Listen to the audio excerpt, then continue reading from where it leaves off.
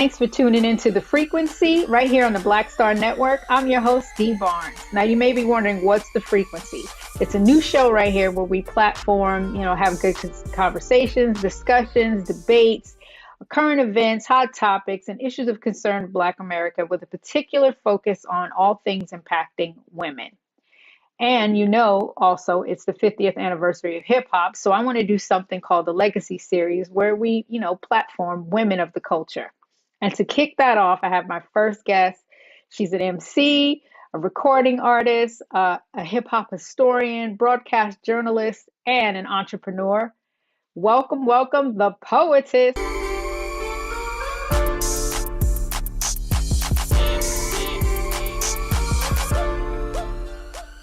Started. What's up? What's up? Welcome to The Frequency. It's your host, Dee Barnes. And today I want to do something really special because it's, the anniversary of hip hop, the 50th anniversary. And I want to really platform women of the culture. And what I have right now for you is so special. This is an MC, recording artist, hip hop historian, radio broadcaster, and businesswoman. The Poetess. Welcome, Poetess. Hey, hey. Hi. Hey. Welcome, welcome, welcome. You are my first guest for this Hip Hop 50 series, and I want to thank you. I'm so honored to have you. I'm so honored to be here. Thank you, Dee, for inviting me. Of course, of course.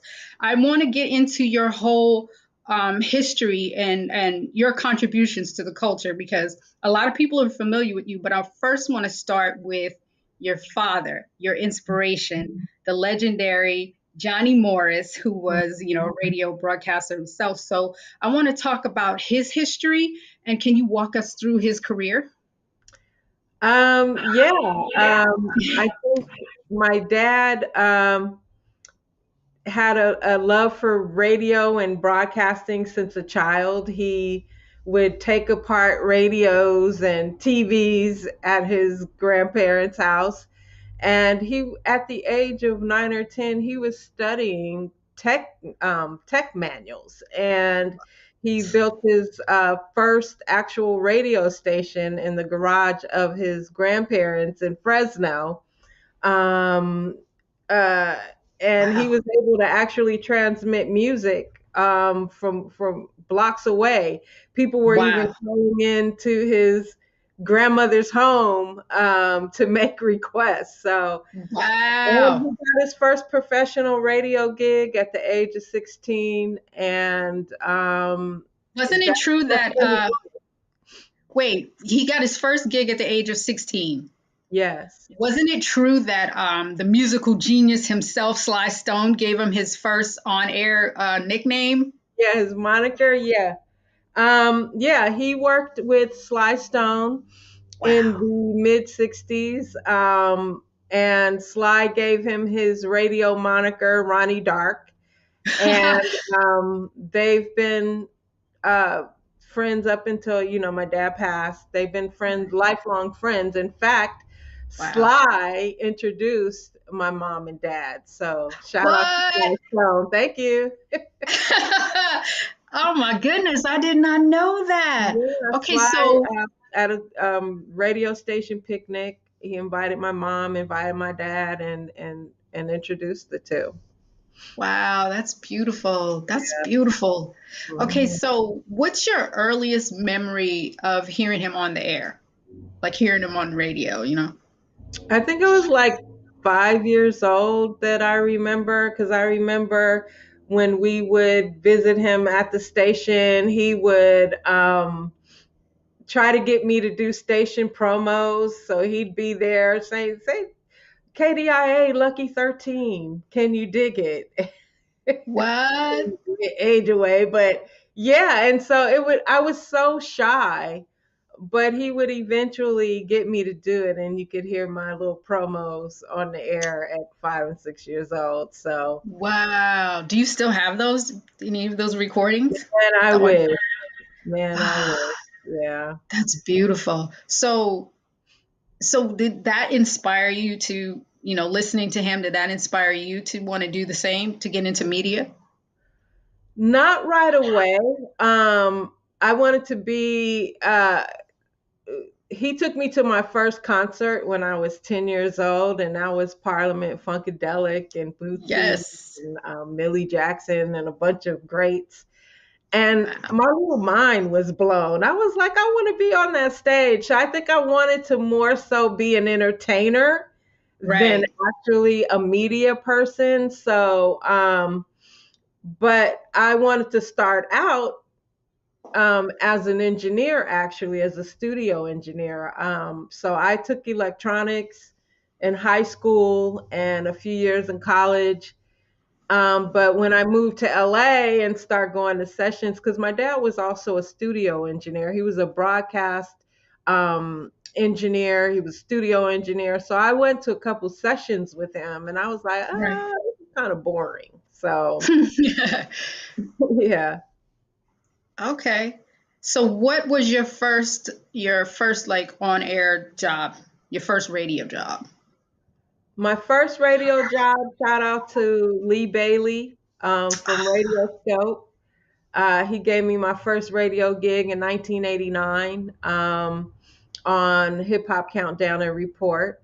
And that's when I really started having an interest in radio. This was Right. syndicated and it was pre recorded. So it wasn't like, it was live radio at that point. So Right. that was my first gig in radio. I Mhm. was already an MC and I was rapping then, so I guess Oh, they you figured, were?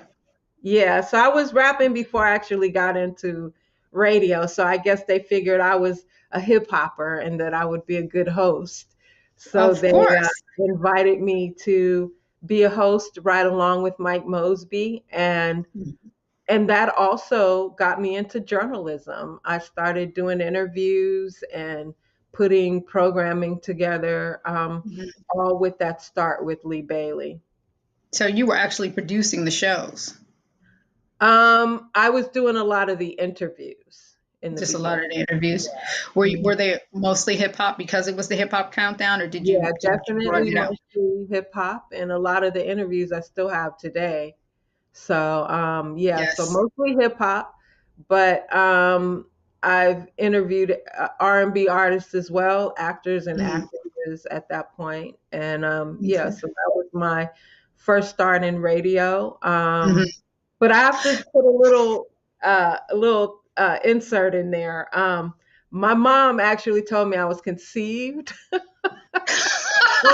a radio station in San Francisco. So I was like, What? I was probably pretty destined to be in Oh, for radio, sure. whether I knew it or not. But It's all in your DNA. it It's is all all in in your my DNA. blood, literally. And turns out it was radio has been my life too. And I just loved being on air. I just loved having a career in radio.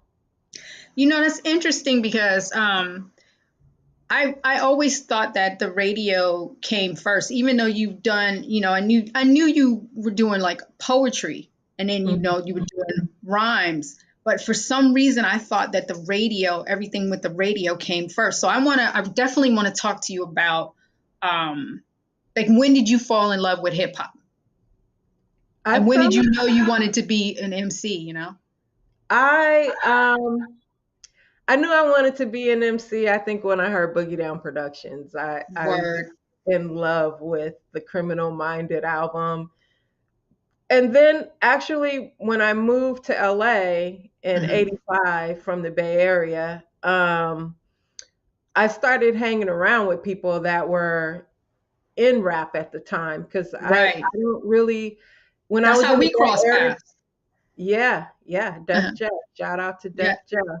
Yeah. Um, I wasn't really into hip hop in the Bay Area because it didn't seem like it was really a lot of hip hop going on at the not that I knew of. I was Right. still young, but I was still hanging out, but I didn't really know if hip hop was really popping in the Bay. But when I got to LA, there was a whole scene out here already bubbling. I think the first rappers, professional big rappers I met was the LA Dream Team and Egyptian Lover Oh, yes. um, And then Ice-T even through Oh, Jeff. Jeff was yep. affiliated with Rhyme Syndicate, and then of I course have a you memory. I'm Road. sorry to cut. I gotta interject. I have a memory of you throwing Def Jeff a surprise birthday party, and we Yes. were all together at your place, and Ice T was Yeah. there. I remember that. I Yeah. remember you. And it Yeah. was such a like hip hop is such a community. You know what I mean? And we all get together. We're gonna get into all of that. We're gonna take a break. We'll be right back with the Poetess. We're gonna get into the love of hip hop, and her career as an artist in her first album. We'll be back in Frequency.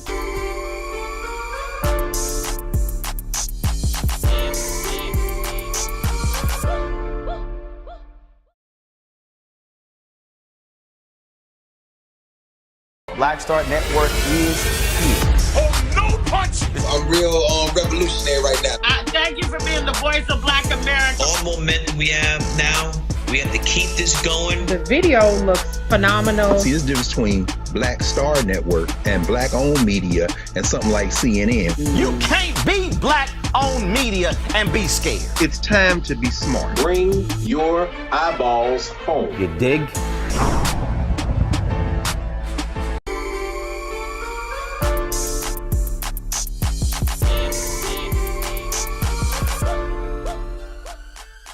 Back right now with the Frequency with the Poetess. We were just talking about the love of hip hop and sharing memories back in the day and how hip hop is such a community. When did you get your recording contract, and how wasn't it difficult, or was it difficult being a woman and trying to be taken seriously and get that recording contract? Um, I did a lot of performing and just a lot of writing. I was actually inspired by Lisa Love. She was the girl in the LA Dream Team that said, "Yes, Right. we're here. That's The right. Dream Team is here." But a lot of people didn't know that Lisa Love was a brilliant rapper from New York. I mean, she was incredible. When we did hook Wow. up, she would tell me her rhymes, and I'd be like, "Wow, why aren't they letting this beautiful sister out in front doing this?" Like she would have Right. came back then. But unfortunately, she was killed in a car accident, and I felt like I wanted to carry on. So as you mentioned, I wrote poems. So I started putting my poems to beats. And I knew a producer in the Bay Area that helped me with my first demos, which were trash. Well, all of our first demos were trash. Don't worry about it. All of them were trash. Yeah, How did and you then I navigate? go ahead. I'm sorry. I was saying, how did you navigate your career? Like, what did you do with the demos, and how did you shop your deal? Well, How did you pursue? my stepbrother was going to school with, I think, Jeff's cousin, Joe. And he kept saying, "You got to meet this guy, Jeff. You got to meet this. He's funny. He's a dope producer, blah, blah, blah." So I met Jeff. I played my demo for him. He let me know right away it was whack. Yes. And Been there. he started writing some stuff for me, but then I started writing my own stuff after a while. And Jeff was my mentor, and he kind of, helped me to become a better writer, a better MC.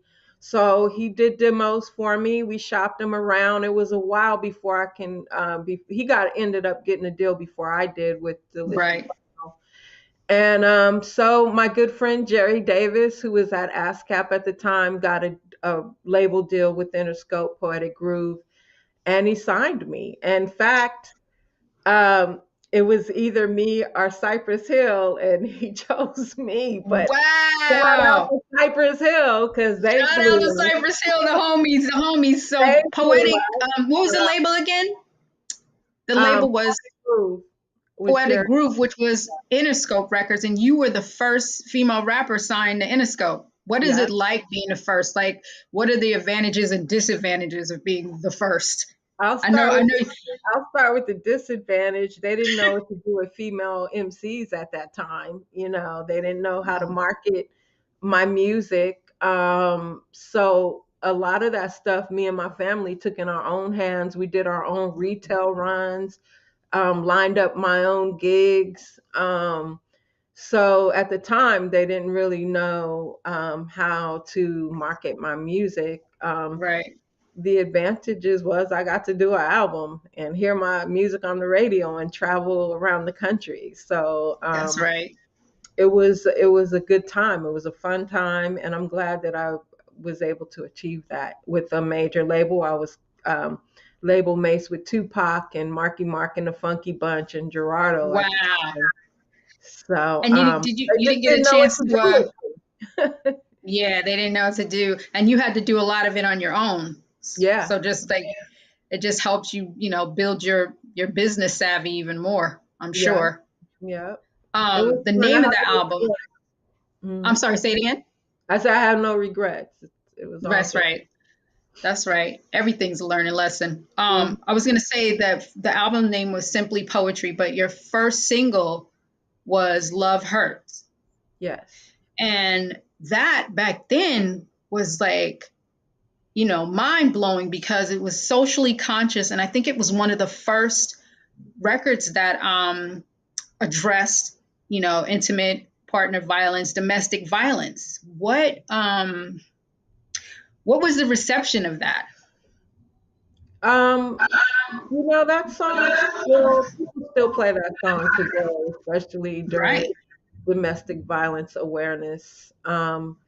And as you know, Dee, that song was inspired by the situation with you and Dr. Dre. And Mm, um, and I thank too you. grew up with a little domestic violence in my home. It wasn't my dad. Right. With some of the relationships that my mother was in after my dad. Hmm. So I dealt with it firsthand. So a lot of the music, the song, the lyrics were based on true story. And then I was Right. fortunate enough to get Def Jeff and Almighty and Coogee Rap on the song to also share their experiences with domestic violence. That was so amazing that you got, prominent male rappers involved with it too. There was no hesitation what was that conversation like when you said, this is the song, this is the concept, will you participate? What was that conversation like? I mean, I think male or female, we've all dealt with some form of abuse, whether Right. it was inflicted upon ourselves or we were witness to it. True. So men as well. You know, I'm sure Jeff and Coogee Rap, they told their stories in the song. Right. And their experience. So somehow every person is connected or have witnessed some type of Mhm. abuse in their lives. There's Yeah. really no way around it unless you're living in a bubble. Right. Right. I want to thank you for that song because that right there just opened up my mind to a lot of other possibilities. Was that the catalyst for you to be more socially conscious? Like, because I know you do a lot of stuff for the community. Was that like the catalyst for you to be more involved with community? It wasn't really the catalyst because I think that I was always socially conscious Yeah. starting in high school. I was president of the BSU, so I was pretty much for the people, and I think that's an Aquarian thing, Yeah, I humanity. think it is too. I think it is You know, too. so I've always been socially conscious, especially really, really socially conscious starting in high school. Right. And that's what my music reflected across the board, is just Hmm. some type of social commentary. Right. That song Hmm. definitely cemented me in hip hop. I was topping college charts and doing a lot of radio and shows. So it definitely was a Did you song do I think speaking? a lot of people could relate to. Huh? Did people have you come and speak to them, like, domestic violence shelters or organizations? Not really so much focused on domestic violence, but I've definitely done a number of speaking gigs. Right. Right. Um, what I wanted to ask about that was, do you feel like that type of socially conscious subject matter is missing from hip hop today? How do you feel about that? But I think it's hidden. I'll just say that. I won't say Right. it's missing. I think it's hidden because there Yes. is a lot of social music out there, socially Mhm. conscious music out there that just doesn't get and this has been probably the story throughout hip hop, just doesn't get the same mainstream attention. But Right. but it's out there, but you just kind of got to dig for it. A lot of it I found on accident or listening to a streaming channel that these great songs Mhm. popped up on. But they're there. I don't think it's missing. I think it's hidden. And hopefully enough people will start bringing the social commentary to the surface because back Right. when we started in hip hop, you can go back and listen to 80s and 90s hip hop and can tell what was going on socially Exactly. in that time. Now, Yep. when you hear a lot of the popular music, you don't so much, but Yes. it was more in the forefront, the consciousness of hip hop. It was more in the forefront. Our Public Enemies, even NWA, even though a lot of Mhm. people they had social commentary, Exactly. just Yeah. a little bit differently presented than maybe Public Enemy, Oh but it no, was but they were still, presenting what really was happening out in the neighborhood. I just saw something recently with I don't know if you've seen Public Enemies or Chuck D's thing, Fight the Power. It's oh part of yeah, what's happening now. Oh, it's a great series. I'm only into the second one, and they were talking about how like a Chuck D was on a global level of what's going on globally, whereas on the West Coast, like Ice-T and NWA, they were talking about what's going on in the neighborhood. And I thought wow. that was just like a perfect, synopsis of what was happening. Excuse me. They were telling you what's happening in the neighborhood. So you're right. They did, do that. I just think I agree with you. I think it is hidden because I would love to hear some January 6th diss tracks. I would love to hear some stuff about what's Yeah. going on in Congress. You know what I mean? And that's an interesting point that Nipsey you put touched out. on it a little bit with FDT. I won't even say his Oh, name, I but know that was that so, Nipsey Hussle and what's his name? This he did it. Who did he do the song with? I think I want to say YG. Yeah, I think it's YG. Yeah, Yes, I mean, and that was perfect. I think if man. Nip, yeah, I think that it's hidden. I think people are probably doing songs about what's going on today, but they're just not seeing the light of day. You know that media right. controls everything, so they're probably not going to put out too many conscious records because they want to keep people dumb, deaf, and blind. So, True, true. Oh yeah, we can go, yeah, we from back in the day for sure. For yeah, sure. yeah. So with this anniversary of the 50th anniversary of hip hop, what are you doing to celebrate it? I'm going to Anything in be particular? producing a podcast, Nice. and just kind of telling my history. It'll be my history interwoven with hip hop history and then the social history that was going on at that time. So I have a lot of Right. archives that I want to share. Oh I don't, wait. I don't want Hold to. on. I want to get into your archives in a minute. We're gonna take a break. We'll be back right here on the frequency with the Poetess.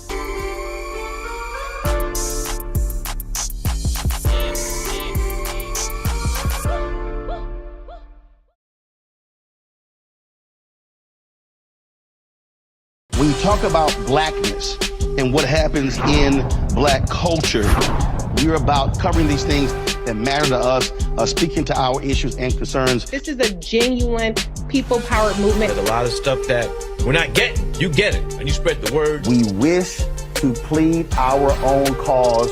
Too long have others spoken for us. We cannot tell our own story if we can't pay for it. This is about covering us. Invest in black-owned media. Your dollars matter. We don't have to keep asking them to cover our stuff. So please support us in what we do, folks. We want to hit 2,000 people, $50 this month, raise $100,000. We're behind 100,000, so we want to hit that. Y'all money makes this possible. Check some money orders. Go to P.O. Box 57196, Washington, D.C. 20037-0196. Cash App is $RM Unfiltered. PayPal is R Martin Unfiltered. Venmo is RM Unfiltered. Zelle is Roland at RolandSMartin.com.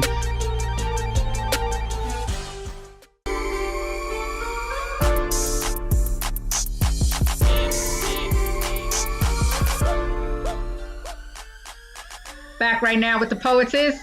We were just talking about the celebration of Hip Hop 50 and what you're doing to celebrate it. And I know you're a hip hop historian. A lot of people might not know this. I mean, they should if they've seen your interviews. But tell me again what you're doing and what you're doing with your archives. I plan to release, I'm working on a book, but I plan to release a serial podcast that just kind of documents primarily the West Coast history in hip hop, because that doesn't, we hear the West Coast history, but we haven't really heard it in depth. And because I've interviewed a lot of the West Coast pioneers, I just really want to get it out there. I mean, it's a shame that I've sat on it this long, but there's a time for everything. And now that it's Hip Hop 50, what better time to release some of the archives that I've collected over the years? Oh, for sure, for sure. I mean, I do the same thing. I have archives too, and I've been trying to figure out what to do with them. And I really wanted to do something in regards to pump it up and show the history of the show. It's been difficult pushing the project, but I'm gonna keep it moving. I'm gonna keep it going. But yourself, or I mean, there's a lot of outlets, Dee, that you can definitely explore. We can talk about that off air, but But yeah, I would only say now just start transferring your stuff digitally. Both of us preserve it. Sets and tapes and that stuff. Yep. Interior. I got to share the story. The one time you invited me up to the studio and I brought the crew and we were in there, chatting away at a late night show, and Biggie, Notorious B.I.G. comes in introducing his new single, Juicy. And we didn't even know who he was. We didn't even know who he was. Walking around the studio like And then I love it because the crew got us. At one point, the crew got us talking while the interview was going on. Like, we listened to the introduction of the song and we were vibing to the song, and then we were like, "Okay, what you doing this weekend?" Woo. And we didn't even know, but we have. Yeah. Say it again. I said Biggie turned out to be one of hip hop's biggest superstars. And I ran into him a few times after that, and he go, "You don't remember me?" And I'm like, "I do, but I didn't know you remembered me." But he was at the studio, and you have that captured on film. Yes, and we're there, and we have a lot of moments like that. I know you have a lot of moments like that too. And I think, being women in hip hop, I think we are like the storytellers. Like we document. I mean, don't get me wrong. There's a lot of men out there that document too. Shout out to Matt McDaniels doing his thing with his archives. But I think as women, we document it, and it's up to us really to tell the story and preserve it for the next generation. Yeah. Which go ahead. No, I was just going to say everybody has a story, and somehow those stories do inspire people in one way or another. So, but because we were definitely in the mix at sort of the early stages of hip hop, I think we definitely have a story that people want to hear and know about, Right. And it needs to be told. Well, I want to congratulate you on just your whole career trajectory. I watched you from, MC to radio broadcaster to now your own company, Morris Media. So I want to get into that right now. I mean, that's right. Represent. I want to get into that. You being a Black businesswoman, like, I know that wasn't an easy road for you. So please break down the steps on how you made your business. I've been in radio over 30 years, and the landscape of radio has changed. And how has it changed? How has it changed? People are the internet, the internet. satellite radio. I've been on every platform, radio platform that had terrestrial radio, satellite radio, now internet radio. Wow. I decided that after my last gig, I worked the Foxhole. I was producer for Jamie Foxx's The Foxhole on Sirius XM. You And worked as a producer with, wait, hold up, back up. You worked as a producer with Jamie Foxx? Tell me that.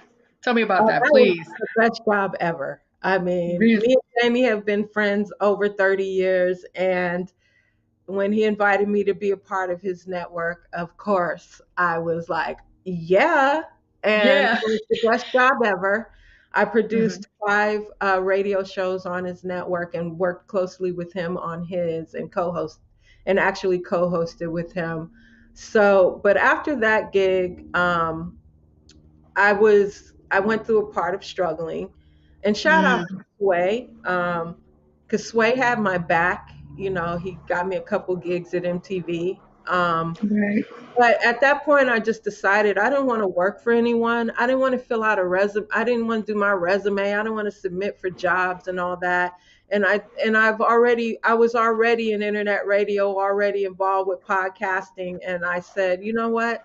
I want to start a studio. I mean, me and my former co-host at the Foxhole, we started a podcast after our gig ended at the Foxhole.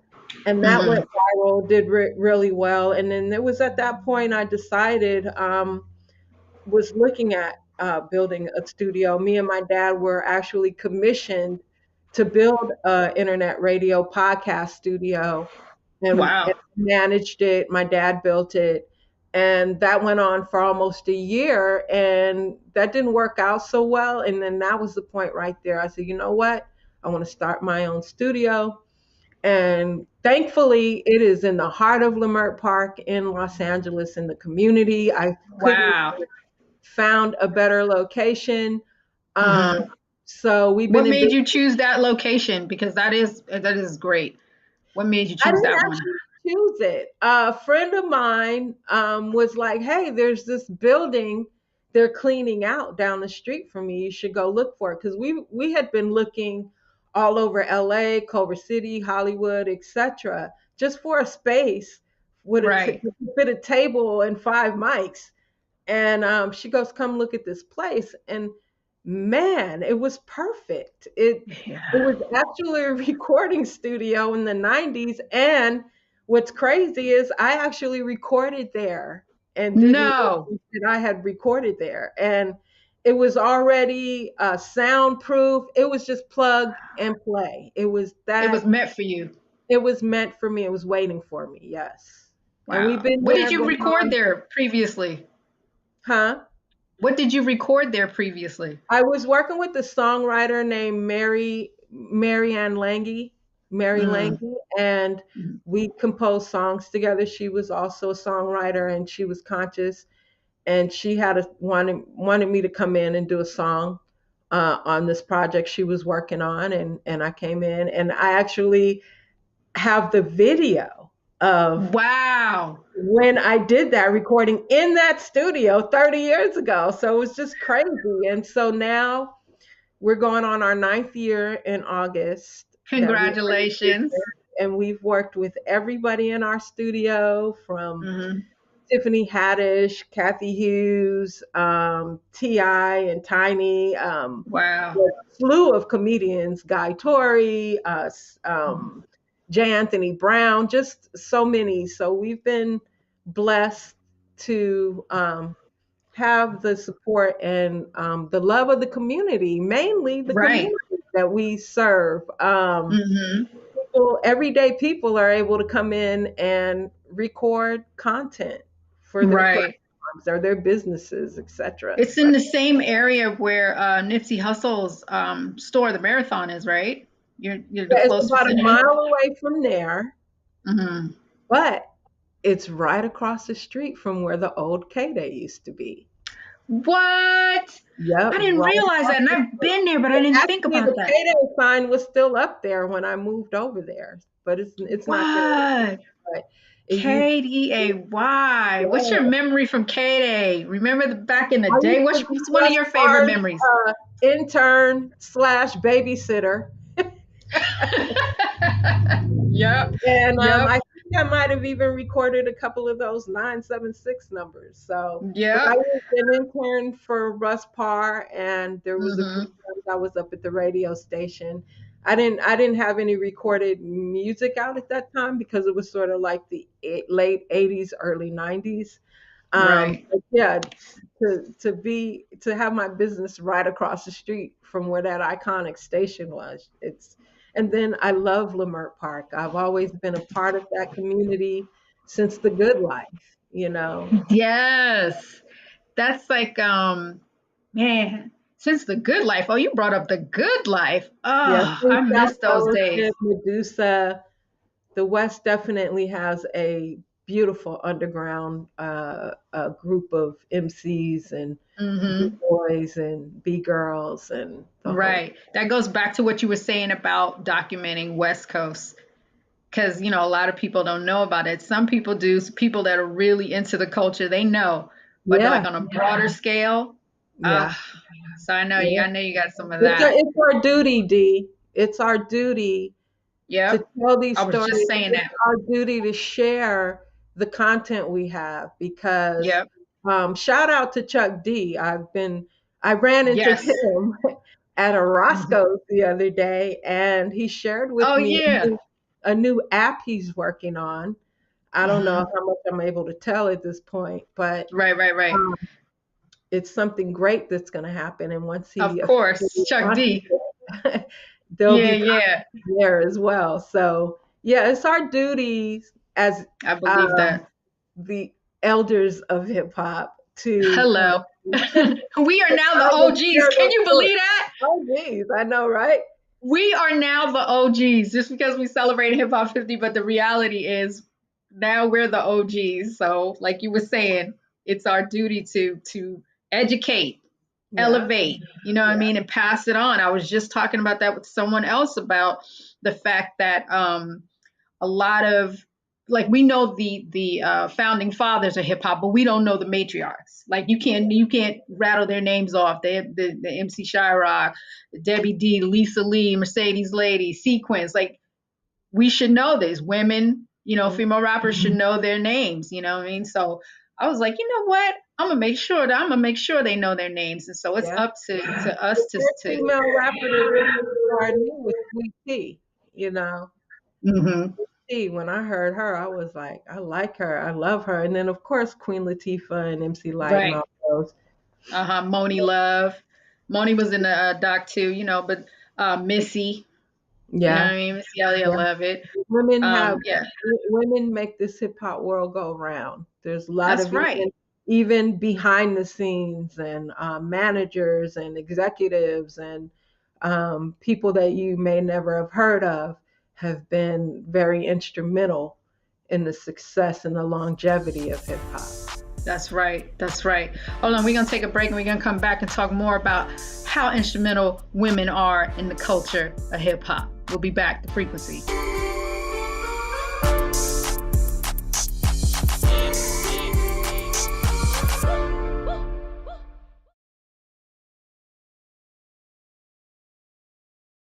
Don't you think it's time to get wealthy?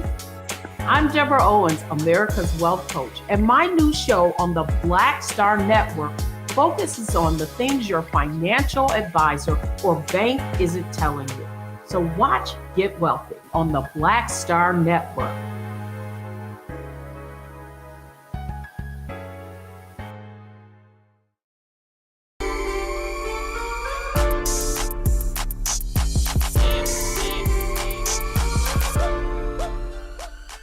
Back right now on the Frequency with the Poetess. We're talking about hip hop culture and how women in particular have been, instrumental in since the beginning of the culture. And it's something that we as female and, women in the culture should elevate other women and talk about it more. Back with the Poetess. You were just saying something I wanted to elaborate on as far as talking about the Women culture. behind the scenes, Yeah, executives. women behind the scenes. Let's Yeah. talk more about that because everybody think about, the artists, but we have for example, journalists, hip hop journalists. Yeah. You know, what's rap pages? Just thinking about rap pages Shout out and to how that was written. Huh? Talk about it. Sheena Lester. That's right. That's Bestie. right. Shout out to Sheena, and you know, because she ran that. Yeah, she was actually the editor in chief of Rap Pages. And at that time, you know, there weren't very many female editors in chief doing hip hop magazines. And one thing I could say when she was at the helm, that she ran it very ethically, and you know, and people were on the covers of the magazine who deserved to be on the covers. Right. As a matter of fact, shout out. Hold on. You said Sheena put me on my first cover. Thank you, Sheena. Yeah, Shout out. We did the story. Was it with Sister Soldier? Was it that story, or was another time? No, that was another one. That was a roundtable we did with Sister Soldier, and I think Yo-Yo was there too. We talked about some things. No, Sheena put me on the cover, and we talked about the show Pump It Up. As a matter of fact, we're circling back to Chuck D. In the there was a shot of a TV, and then in the TV she put Chuck D and Flavor Flav. It was like Public Enemy. It was dope. I still have mine. I still have my copy. Yeah, she really did a great job. Great journalist work. Sent me out on assignments, and it was, women were really doing their thing back then too. So. Exactly. We have dancers, choreographers, stylists, you know, directors of videos. We don't even talk about that. Yeah, there's so many, and that's why I'm so happy that we are celebrating women and you know, women in hip hop in particular, and we're able to, you know, tell their stories, and they're able to be around to tell their stories too. You know, and then we get to elevate the ones that are no longer here, because I've been thinking about MC Trouble for a while now, just thinking about her and her legacy. Wow. Like Hurricane G. Hurricane G. We just lost Gangster Boo. Yeah. You know what I mean? So it's up to us definitely to you know, tell their stories and make sure their legacy lives on. And speaking of legacies, I want you to get what advice would you give young women coming up that want to do, you know, to want to achieve big things, say they want to do, you know, career on the mic, or, you know, recording artists, or maybe they want to start a business. How would you advise them in finding their voice to do that? Stay inspired. Try not to be discouraged. What other people say is their opinions. If you know in your heart that this is your purpose and this is what you want to do, by all means, do it. Study. Right. You know, learn your craft. Be true to yourself.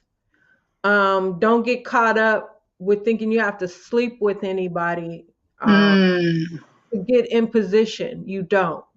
Right. Unless you want to. Hey, I love it. But yeah, stay true to yourself. Stay focused. There's going to be some hard times. There's going to be times where you think this is not going to work. Even in my own personal journey, I struggled. I couldn't buy myself any shoes. I couldn't get my nails done. There was times that I lived in my studio for a whole year because I couldn't pay my bills. It looks all glamorous on the outside, but there's real struggle in achieving your goals. And when you get to where you want to be, and when you've achieved your goals, it's really worth all of that struggle. So there's going to be struggle. There's going to be challenges, but keep moving. I always say, when you take one step, the universe moves you up 10. So you got to just keep moving toward it, whatever it is, no matter how bad things may look. Keep moving toward that dream, because you can make it. The only thing stopping you is you. Yes. Get a mentor. Get someone. Shadow someone. I had some really good female mentors that allowed me to follow them. Shout out to Legia Lot. Mm-hmm. Kathy Hughes. Kathy Hughes. Tell me about Tell people about Kathy Hughes if they're not familiar, because she's Well, big, Kathy big. Hughes owns TV One and Radio One, probably the largest Black broadcasting company in the United States. Mm-hmm. Mrs. Hughes started out in humble beginnings, Mm-hmm. but now I think she owns over 40 radio stations across the country, and she has her own TV network. And Right. I had the pleasure of working with her, and Yes. actually getting to know her on a personal level and just seeing her move. Sometimes Mm-hmm. you might not even get to meet these people, but Right. watch how they move, listen to their story, Mm-hmm. be inspired. Um, so, In those times where you were struggling, like what kept you going? Like what inspired you, lit your fire? Like was like, I'm not gonna give up.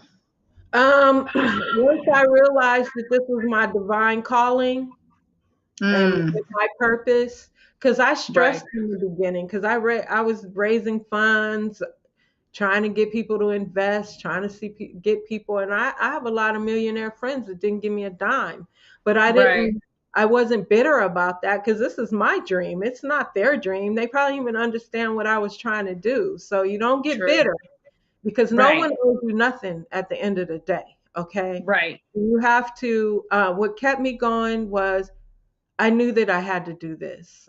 Mm-hmm. Once I started and got really into it and got the building, my dad was like, "You into it now to give up." And Right, I stressed in the beginning, but once I saw that every month, the money somehow came in and a check here or something happened here, and it just right. kept going. I knew it was my purpose, so I didn't worry as much anymore. But you got to keep working. You can't say, "Oh, okay, everything is going to be all right," and then you sit back. No, you got to keep going towards your goal. And Right. I just never once had a doubt or felt like I'm going to give up. I never felt that in this whole That's journey, right. even when I didn't have money to do anything but invest into my company. Yeah, that's that confidence right there. You just keep striving, and faith. You It's got to also keep faith going. too. You don't have to. You can't give up when Right. you think times are hard. You might have to switch your plan up. Yeah. Make That doesn't mean sacrifices. give up. That just means switch your plan up. If Exactly. it's not Exactly. working, it's okay to try something else. Where do you Do want to what take your works for business? your goal. You silly. Yeah, don't Where do give you want to up. see your Wait, say it again. I'm sorry. I was just saying, you can try a bunch of things and whatever you're happy with, that's what you at the end of the day, it's all about being fulfilled. It's all about being happy and doing what you love because we only have so much time on this little rock. And so make the best of it. Yeah. Okay. Where do you want to see your business go? Where do you want to take Morris Media Studios? What level? What's the next level? The next level is creating content. We don't Mm, actually create very much content. We just rent the studio out and teach people how to podcast and help them uh, create their content. So right. I would like to create a network with content that we produce. Also, I would like to spread out to different locations around the country. Um, Maybe some kind of chain where people, because not everybody has access to record podcasts, maybe in the major cities and stuff like that. So maybe Mm-hmm. spread out. And Right. then the location that we're actually in, I'd like to see that become a media academy for the young people in that community. Wow. So you Yeah. want to turn it into basically a school? Yeah, originally, my dad and our original vision for that place was to make it where people can come learn radio and podcasting. So for that particular location, because of course we want to expand and move into another location. So we do want to make that a space where kids can learn how to create content and make Right. a living doing it. So, and then, they always have these programs for kids to be in sports but Lamert Park is really stepping its game up. We got Tech Lamert, we got Destination Crenshaw, and so we got all these programs that are going on in Lamert Park. So I want to make our space eventually become a learning center for young people. Yeah, that's beautiful, man. I love that. I love the idea of that. And you actually teach courses on how to do podcasts. Yeah, we teach people how to do podcasts because, everybody thinks, even with radio, when I was in radio, people thought you just get on the mic and start talking. No, there's really a method to the madness. Everything is produced, no matter how unorganized or crazy it seems. Right. There's production involved. And so even the technical aspect of it too, you teach that too? Yeah, if people want to come in and learn the technical aspect, but what we teach basically is how to host, how to record, how to monetize, how to market your podcast, because everyone they think it's just recording and posting, and then you're wondering why you don't have any views or people checking your stuff out. There is a method to doing a podcast properly. Okay. Well, I think we have covered everything there is to cover. I'm just so proud of you. I love what you've done with your whole career. I'm super proud that you have this business, Morris Media, because Black media matters. Yes. And, you own it. You own it. It's yours. And I think that's important. It's something that it shows an example of what you can achieve. And people know you as the Poetess, but they didn't know your history. And I mean, they will though. They will, especially when you do your own documentary. They're going to know it all. They're going to know it all. I want to say congratulations to you, Dee. I'm glad you're doing one of the things you do best. And if there's any way I can support you in your endeavors, I'm here. So. Thank you. I appreciate you. It's been a little bumpy. I'm a little rusty, but I'm getting back in it. You're a natural, so you'll pop real fast. So. Well, thank you, Poetess. I appreciate you. MC, recording artist, hip hop historian, radio broadcaster, legendary. Love you, Dee. Poetess. Love you. Love you too, sis. Thank you. All right, y'all. Thank you for tuning in with The Frequency. We had the Poetess celebrating the legacy hip hop 50. I'm enjoying it, y'all.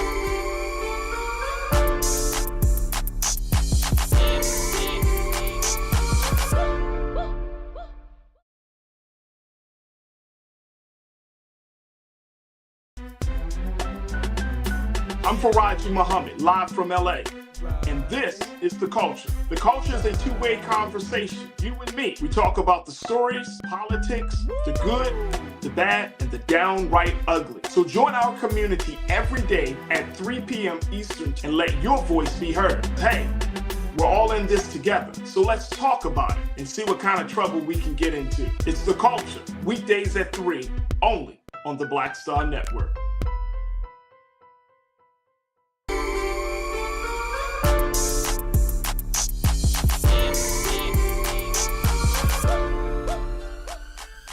Well, there you have it. That was my first guest in the Legacy series for celebrating Hip Hop 50. Thank you so much to the Poetess Felicia Morris for sharing your story with us.